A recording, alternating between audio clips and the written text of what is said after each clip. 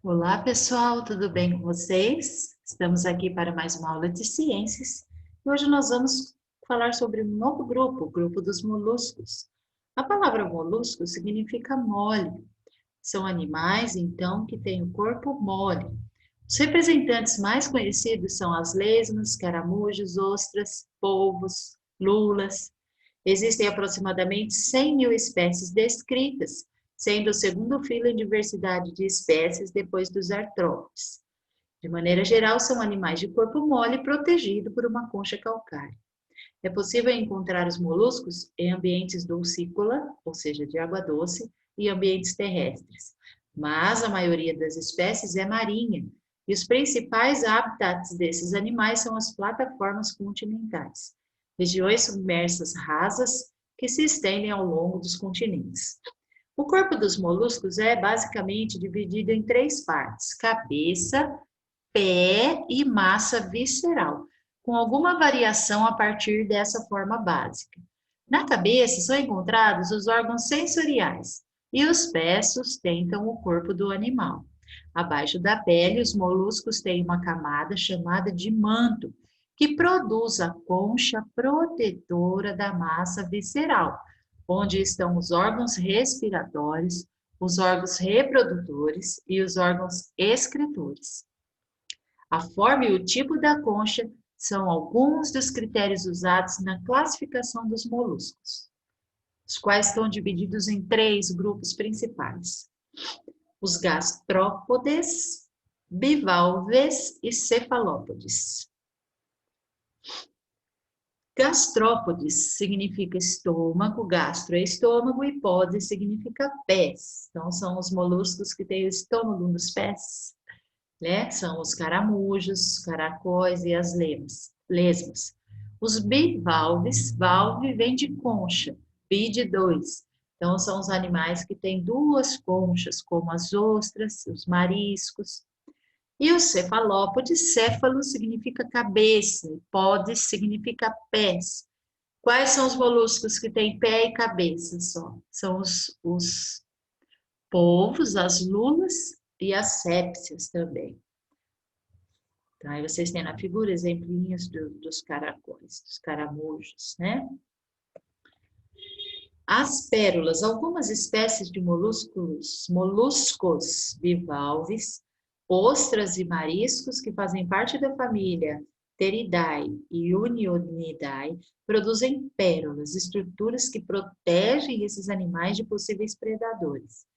As pérolas são formadas devido a um mecanismo de defesa desses animais contra invasores, como vermes, plânctons, grãos de areia, entre outros, que podem danificar seu manto, onde estão localizados os seus órgãos.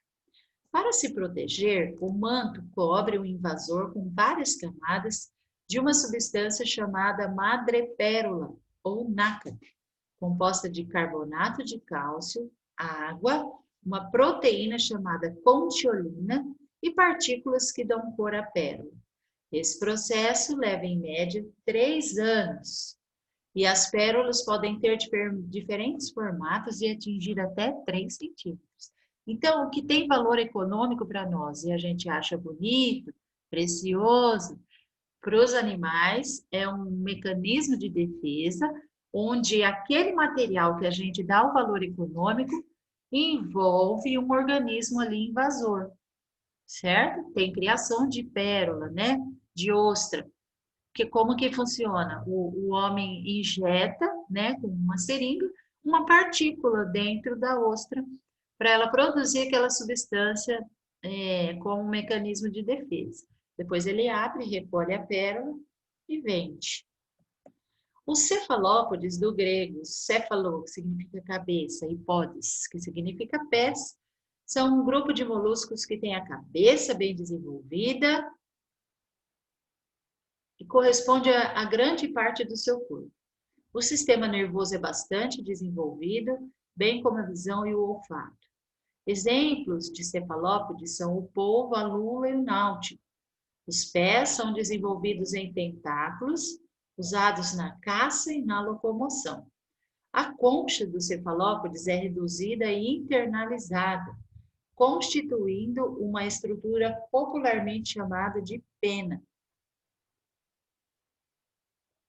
Então, aí na foto vocês têm o náutilo, que é considerado um fóssil vivo, né?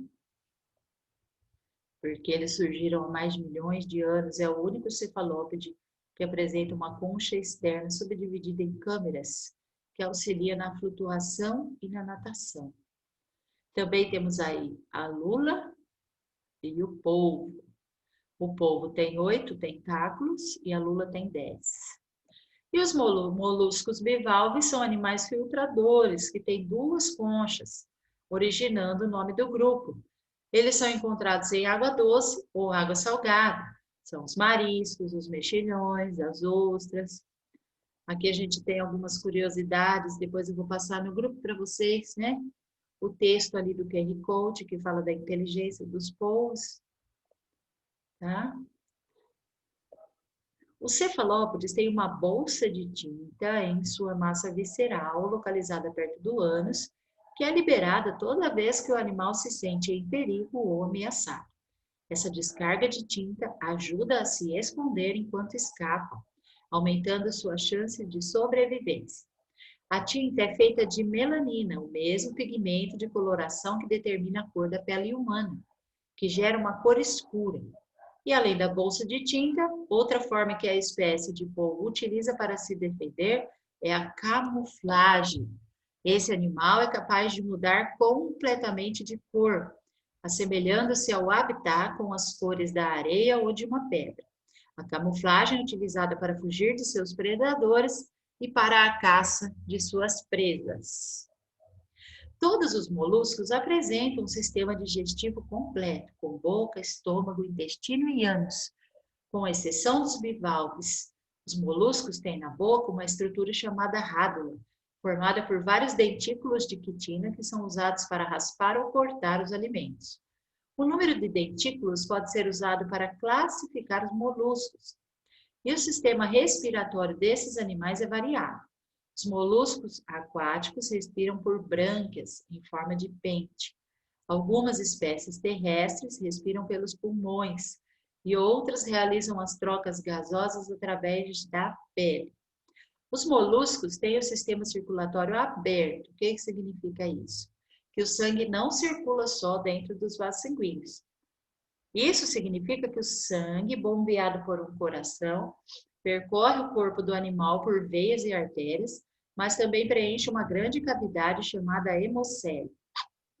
Eles se reproduzem sexuadamente. Em muitas espécies de bivalves, a fecundação do óvulo pelo espermatozoide ocorre na água e o desenvolvimento é indireto, ou seja, forma-se uma larva ciliada, denominada trocófora.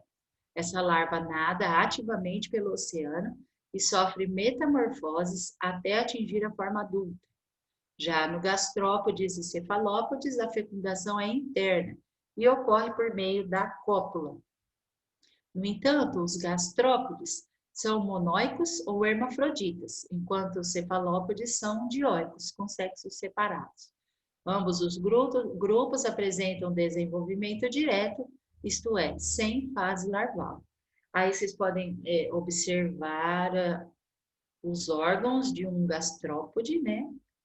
Um corte aí transversal e alguns órgãos. Os tentáculos têm função sensorial, na cabeça a gente tem a boca e a rádula, temos o estômago, massa visceral onde ficam os órgãos, o pé, o manto, que é a estrutura que produz a concha, as brânquias, o ânus.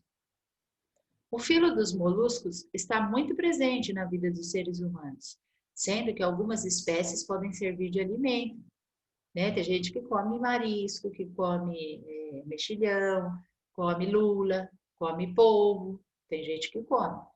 Outros podem transmitir doenças, como o caramujo biompalária, né, que é um dos hospedeiros do esquistossomo, causa barriga d'água, e outras são usadas para a produção de joias, como as pérolas. Ok? Espero que vocês tenham gostado da aula. Até amanhã. Um abraço.